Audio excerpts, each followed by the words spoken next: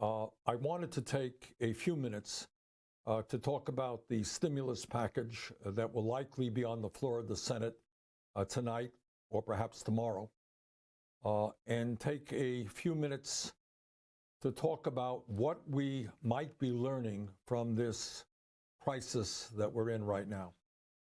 And let me begin by stating that this bill, the stimulus package, is obviously not the bill that I, or I think anyone in the progressive community, would have written. There is much in it that I dislike very much, and equally important, there is much that is not in it that should be in it. Further, as we speak right now, there are efforts by right-wing Republicans, Senator Graham and others, who are trying to undermine the compromise that was reached by significantly lowering the amount of money that many workers would be receiving as well as a result of this bill. And needless to say, that is something I will not allow to happen. Having said all of that, as a U.S. Senator, let me also state the very obvious, and that is that elections matter. Donald Trump is the president of the United States, and Republicans do hold the majority in the U.S. Senate. And under that reality, I cannot imagine that there is any bill that could get through the Senate and the White House that fully represents the needs of the working families of our country and that is not laden with large amounts of corporate welfare. That is the sad reality of where we are today. Further, what must be also acknowledged is that our country today faces the worst pandemic since the Spanish flu of 1918, which took 675,000 lives and infected 1/3 of the population. And simultaneously, in addition to the major healthcare crisis we face, we are looking at perhaps the worst economic downturn since the Great Depression of the 1930s. Where will we be in a few months? The truth is that nobody knows. But there are some estimates that unemployment by the end of June could be as high as 30%. And in my view, what we must do, and I think what common sense suggests, is prepare for the worst. Today, there are tens of millions of Americans who are hurting and who are frightened. With half of our people living paycheck to paycheck, these workers and their families worry about what will happen to them when those paychecks stop coming in. And we're seeing this every single day. These are people and families who are barely surviving now. They're making $10 an hour. They're making $12 an hour. And they are wondering what happens when the paychecks cease. Will there be enough money to put food on the table for their kids, to pay for the rent, or to keep the lights on? In this frightening and dangerous and unprecedented moment in modern American history, as we do everything possible to grapple with this crisis and to address it as best we can, it is also appropriate to ask ourselves how we got here and what this says about the financial and economic structure of our country. In other words, I suspect that right now, all across this country, people are asking themselves, how does it happen that in the richest country in the history of the world, when we are spending twice as much per capita on healthcare as the people of any other nation, how is it possible that doctors and nurses today do not have the kind of masks they need to protect themselves? How does it happen? They don't have the gloves. They don't have the gowns. How does it happen that we don't have the necessary ventilators that we need in the midst of this crisis, or the ICU units, or even the emergency beds that are so very important? And I think furthermore, as we think about the moment that we are in, people are understanding that there is something wrong, that we are the only major country on earth not to guarantee health care to all as a human right. And when we think about the moment that we're in, we're thinking about how does it happen that so many people are living in economic desperation and are so frightened about what the next few weeks will bring to them. How does it happen that so many of our people are working for jobs that have not allowed them to put money in the bank? Look, this crisis, this epidemic is going to impact everybody. In Fairfield, Connecticut, one of the richest counties in this country, there is an epidemic. Rich people are hurting. The heir to the British throne, Prince Charles, has been diagnosed with the coronavirus. And that is a very, very wealthy family. But in the midst of all of that, if you got money, at least, all you got to worry about is healthcare. You don't have to worry about how you're going to survive financially. But for many, many millions of our families, that is not the case. And we have got to think and think hard about how we create an economy that works for all so that we don't have 40% of our population unable to afford a $400 emergency.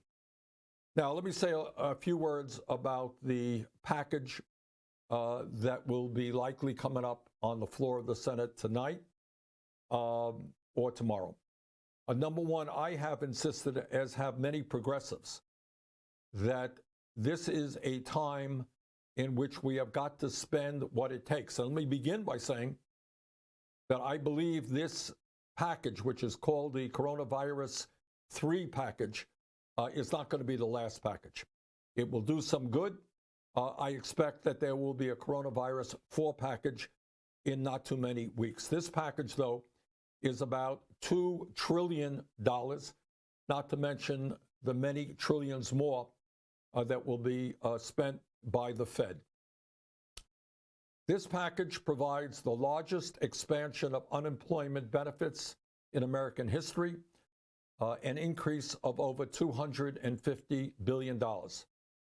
Under this bill, average Americans who have been furloughed will be able to receive up to 100% of their salary and their health insurance for 4 months. For 4 months.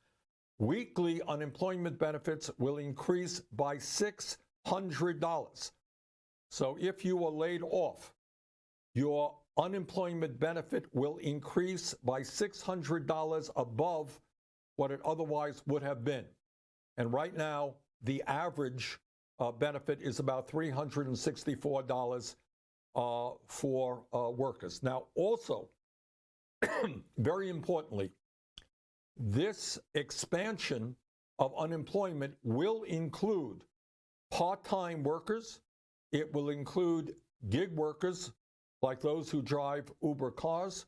It will include tip workers and the self-employed who would otherwise not be covered by unemployment insurance. So in other words, what we're doing now is at a time when fewer than half of the American people would normally be covered by unemployment.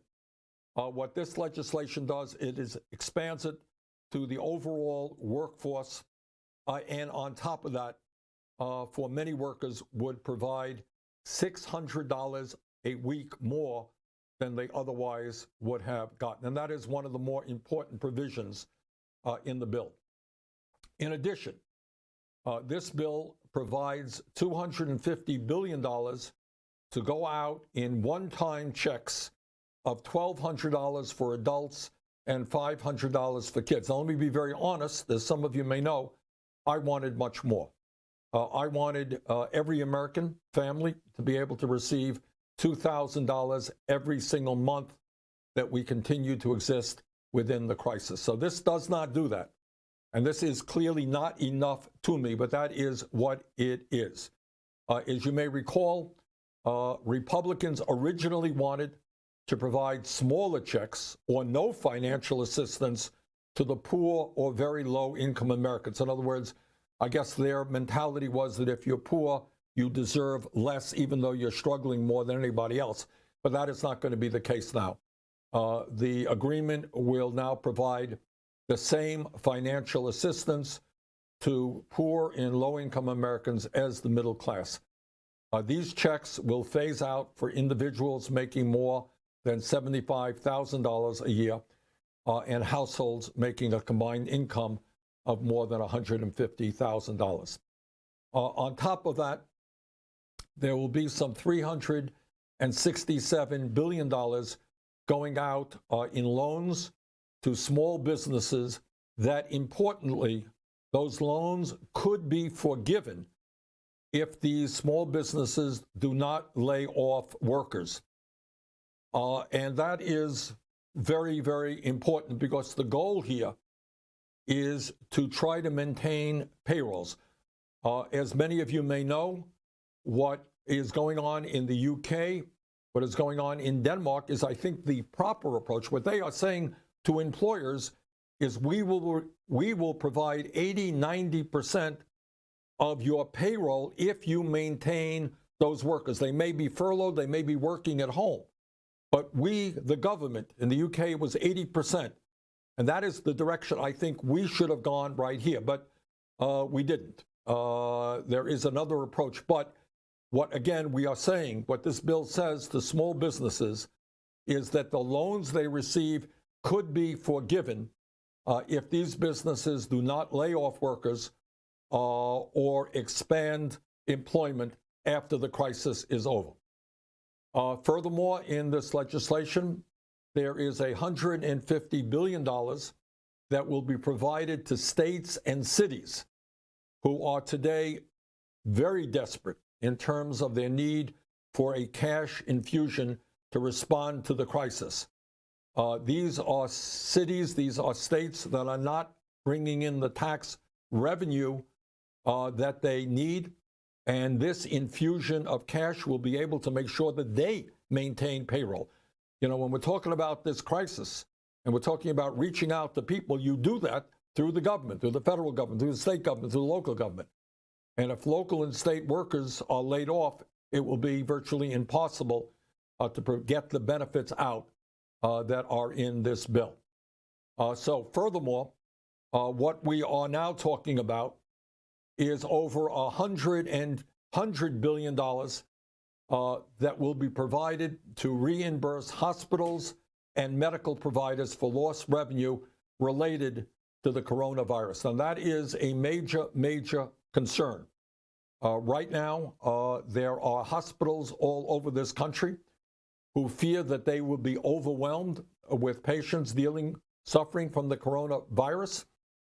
They are now needing to expend money for ventilators, for ICU units, and the revenue that they normally are getting in for surgeries and other procedures is not coming in. So this is a desperate need, and there will be that money available to those hospitals all across this country.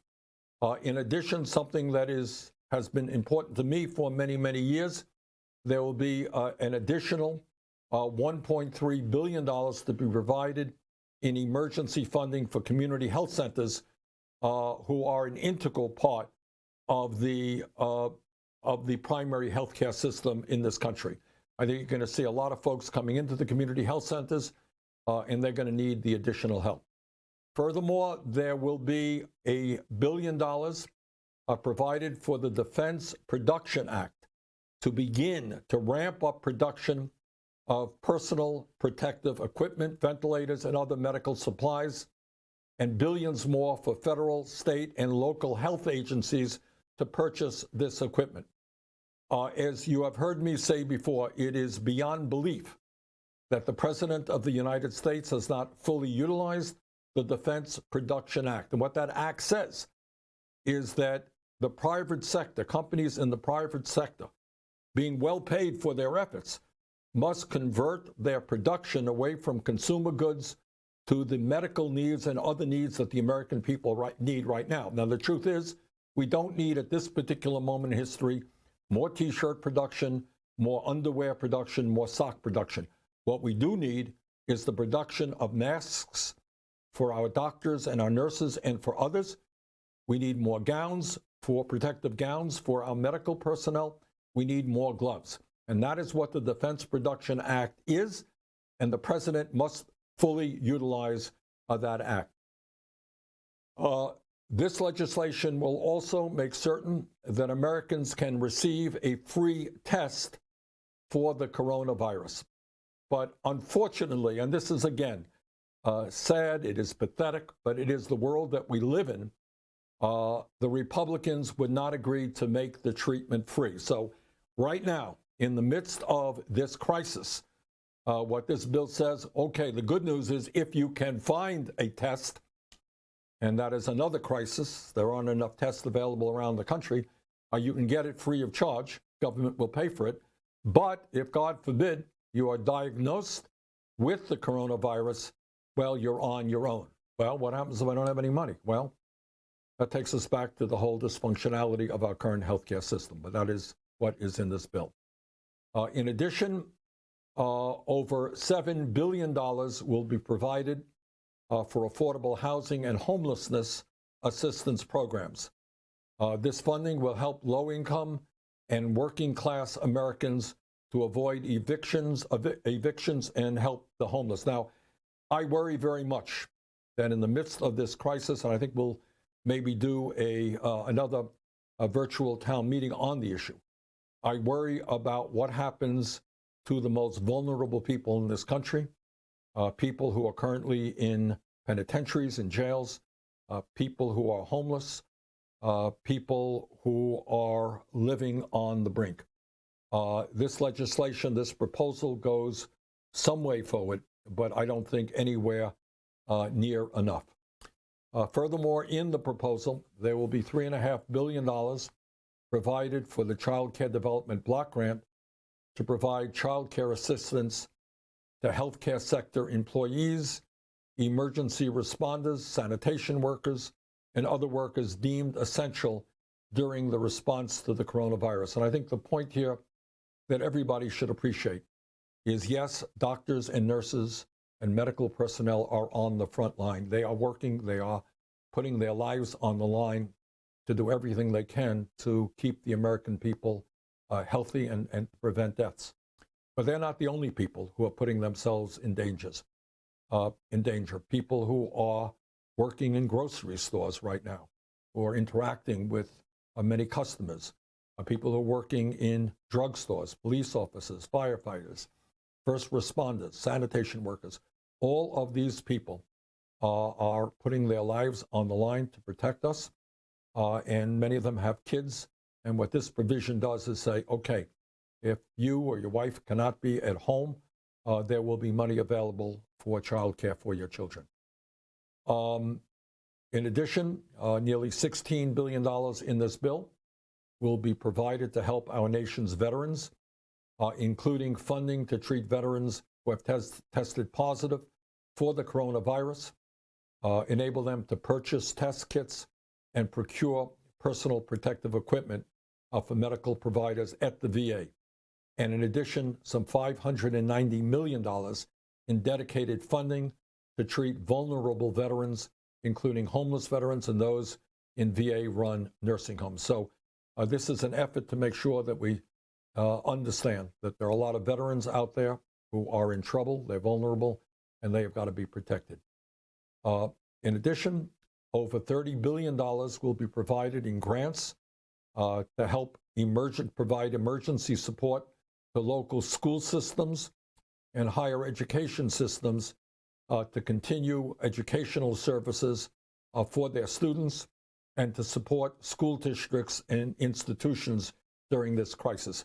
I mean, one of the many aspects of this crisis that worries me a whole lot is that all across this country, millions and millions of kids are not in school right now. I know some school districts are doing better than others, trying to provide online classes, trying to get teachers to interact with their kids.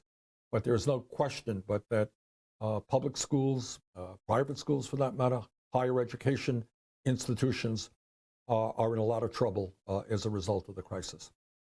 In addition, there will be $25 billion that will be provided to our public transit systems to help protect the public health and safety of Americans while ensuring access to jobs, medical treatment, food, and other essential services. What you're seeing all across the country is obviously as people are staying home, as they're not going to their jobs, fewer and fewer people are using public transportation.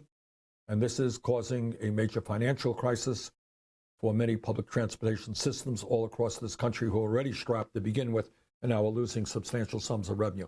So this is an effort to keep those public transportation systems going so that people who have got to get to work will be able to have a means to do that. In addition, there will be $900 million provided in emergency energy assistance to help lower-income families and senior citizens pay their heat and air conditioning bills. Further, there will be $500 billion in business loans to be distributed at the discretion of the Treasury Department. And let me stop here, because this is, to my mind, the most problematic provision in the bill. And it concerns me, as I think it concerns many Americans, very, very much. You will all recall back in 2008, during the Wall Street bailout, there was a blank check written for Wall Street and for financial institutions, not only in this country, but all over the world. Central banks received trillions of dollars in zero-interest loans. Now, this bill, in my view, is a lot better than that 2008 Wall Street bailout bill, which I voted against. But I am very, very, very concerned about a $500 billion that will go out to the corporate world without, let me underline, without the accountability and transparency that is needed. We do not need, at this moment in history, to provide a massive amount of corporate welfare to large profitable corporations. I think, as many of you are aware, you have industries like the airlines industry, among others, that have provided for stock buybacks, billions and billions of dollars for stock buybacks. They spent all their cash rewarding themselves and their stockholders. And lo and behold, today, they need a major bailout. So the concern here is, A, do we trust the Trump administration to effectively decide which company will get the loans or the grants? The answer is no, I do not. Do we think that these loans and grants during a political season will be used to benefit the president's election prospects? Absolutely, I do. So this is the most problematic aspect of this whole bill. $500 billion going out to corporations as determined by the administration.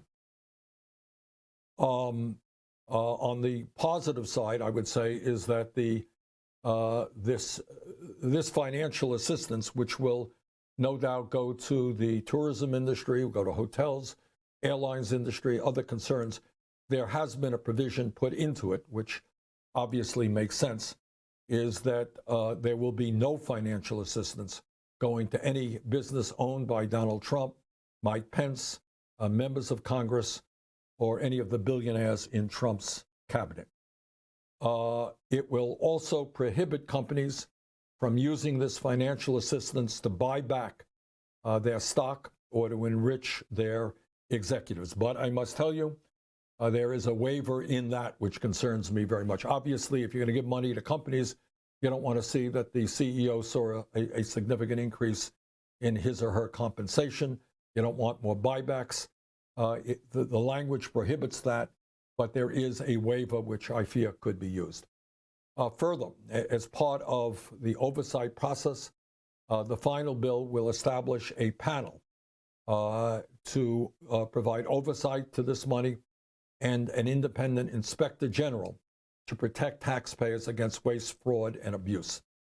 But in my judgment, that is probably not enough to prevent the kind of corporate welfare that will be going out to entities all across this country who really don't need it, who are taking advantage of the crisis. So that is a broad overview of the bill as it stands right now. My understanding is there will be a vote either late tonight or early tomorrow. So once again, this bill is not the bill that I would have written. On the other hand, it is a much stronger pro-middle class, pro-working class bill than was the 2008 Wall Street bailout. There will, in fact, be billions and billions of dollars going out to put desperately needed cash in the hands of workers, in the hands of lower income people, in the hands of families. There will be substantial sums of money going to hospitals who desperately need it. There will be substantial sums of money going to cities and towns and counties who are also in financial desperation. So that is kind of an overview of where we are right now. And let me just reiterate something that I believe absolutely is, and that is that in this moment of crisis, perhaps a worse crisis than this country has ever faced in the last 100 years, while we address all of the needs of our people as best we can, given who the President of the United States is, given who the leadership of the Senate is, that while we do our best to address these crises, it is extremely important that we try to understand how we got to where we are today and the need to bring about fundamental reform of American society. And I think, as many of you know, it is my belief that instead of having a government based on greed and corruption, we need to move forward in terms of justice, in terms of economic justice, social justice, racial justice, environmental justice. We need to guarantee human rights to all of our people and end this unfettered capitalism and this survival of the fittest. And that means we must make healthcare a human right for all. It must mean that we guarantee a job to all of our people at decent wages. It must be that we understand that housing, affordable, high-quality housing, is a human right, that education is a human right, that when you turn on the water faucet in your house, you have the right to make sure that that water is clean and the air that you breathe is clean, and that when you reach old age, that you will retire with security and dignity. So the goal right now is to do our best, taking on Trump and the Republican leadership in the Senate, to fight for working families. But in addition to that, our goal is to create an America that works for all of us and not just the few and the powerful. Good evening, and thank you very much.